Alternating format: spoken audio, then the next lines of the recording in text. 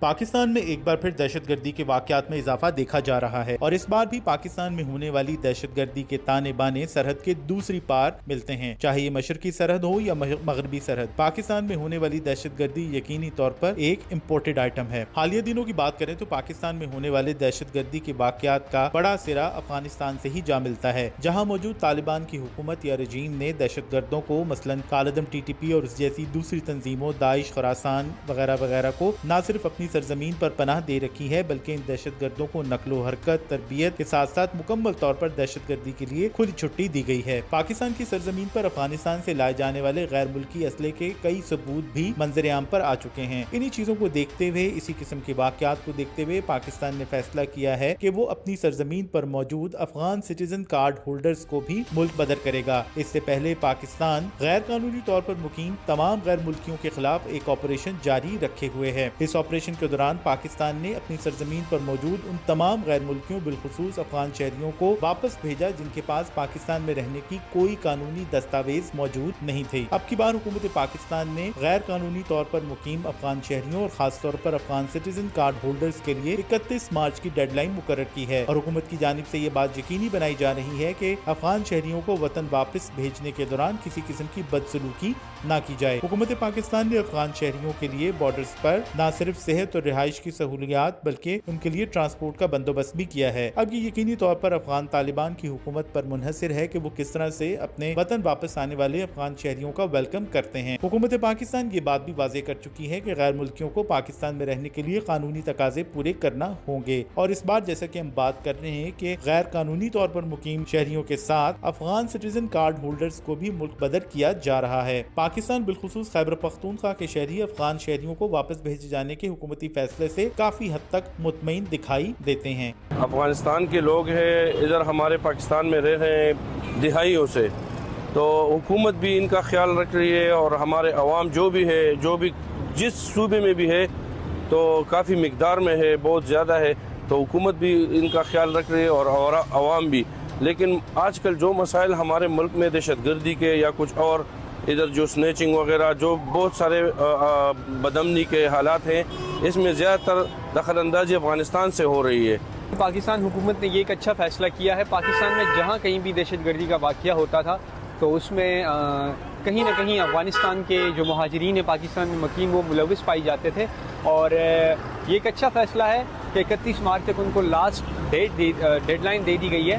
اور امید ظاہر کرتے ہیں کہ انشاءاللہ اس کے بعد پاکستان میں امن و امان کی صورت برقرار رہے گی اور دہشت گردی کے واقعات میں کمی بھی آئے گی انشاءاللہ۔ افغان یہ ہمارے بھائی ہیں، اس میں کوئی شک نہیں۔ افغانستان ہمارا ہمسایہ ملک ہے، مگر جس طرح یہ خبریں اور حالات اور واقعات آ رہے ہیں، آپ کے سامنے دیکھنے میں آ رہا ہے کہ جتنی بھی دہشت گردی کے واقعات ہوتے ہیں کہیں نہ کہیں ان کا ان میں عمل دخل ضرور ہوتا ہے۔ میں تو کہتا ہوں کہ یہ آپریشن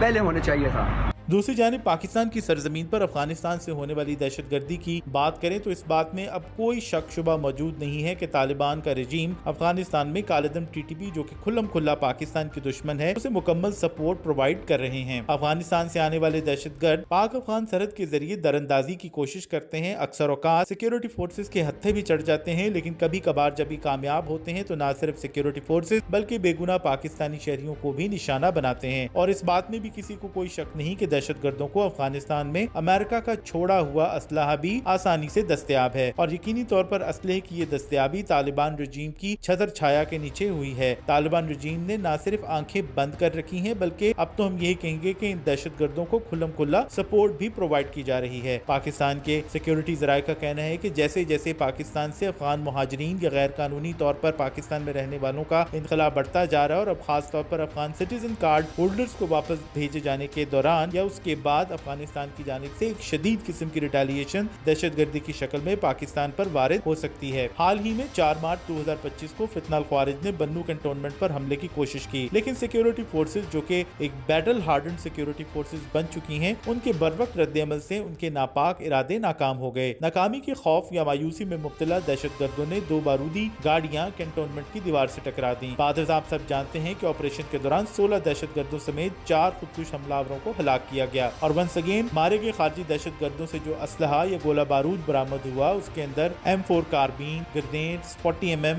VOG-25 प्रोजेक्टेड समेत दीगर अमेरिकन वेपन्स दस्तयाब थे। इससे कबल 28 फरवरी को गुलाम खान के इलाके में भी जो ऑपरेशन किया गया या इंटेलिजेंस बेस्ड ऑपरेशन किया गया उसमें भी मारे जाने वाले खारजियों से अमेरिकन वेपन्स बरामद हुए। इसी तरह 15 फरवरी को खैबर पख्तूनख्वा में सिक्योरिटी फोर्सेज ने 2 अलग अलग कार्रवाइयां की और इन झड़पों में 15 दहशतगर्दों को हलाक किया। डेरा इस्माइल खान में भी 15 फरवरी को ही कार्रवाई की गई, जहां पर हम बात कर रहे हैं कि वहां से भी अमेरिकन वेपन्स ही बरामद हुए। इन वेपन्स के अंदर M16, A2, M4 कारबीन वगैरह वो आम वेपन्स हैं जो कि ये दहशतगर्द इस्तेमाल कर रहे हैं। इसी तरह M24 स्नाइपर राइफल भी दहशतगर्दों के ज़ेर इस्तेमाल है और ये नाइट विजन के साथ भी दस्तयाब है, जो कि सिक्योरिटी फोर्सेज के खिलाफ कार्रवाइयों में मुसलसल इस्तेमाल हो रही है और साथ ही साथ बेगुनाह शहरियों के कत्लेआम में भी इसे इस्तेमाल किया जा रहा है। अफगानिस्तान से जदीद गैर मुल्की असलहे की पाकिस्तान स्मगलिंग और TTP का सिक्योरिटी फोर्सेज या पाकिस्तानी शहरियों के खिलाफ गैर मुल्की असलहे का इस्तेमाल अफगान हुकूमत के दावों पर बहुत बड़ा सवालिया निशान है। अमेरिकन आर्मी ने अफगान फौज को कुल 4,27,300 जंगी हथियार फराहम किए थे, जिसमें से 3 लाख के करीब अफगानिस्तान में बाकी रह गए, जिसकी पेंटागन तस्दीक कर चुका है। अब सदर ट्रंप का दावा है कि वो ये हथियार अफगानिस्तान से वापस लेंगे। सदर ट्रंप इस दावे में कामयाब हो पाते हैं नहीं, ये तो आने वाला वक्त ही बताएगा, लेकिन इन हथियारों की बदौलत इस वक्त पाकिस्तान में खास तौर पर गुज़िश्ता 2 बरस के दौरान दहशतगर्दी में बड़े पैमाने पर इजाफा देखा गया है। अमेरिका ने 2005 से अगस्त 2021 के दरमियान अफगान नेशनल आर्मी या दीगर सिक्योरिटी फोर्सेस को 18 अरब से ज्यादा का असलहा फराहम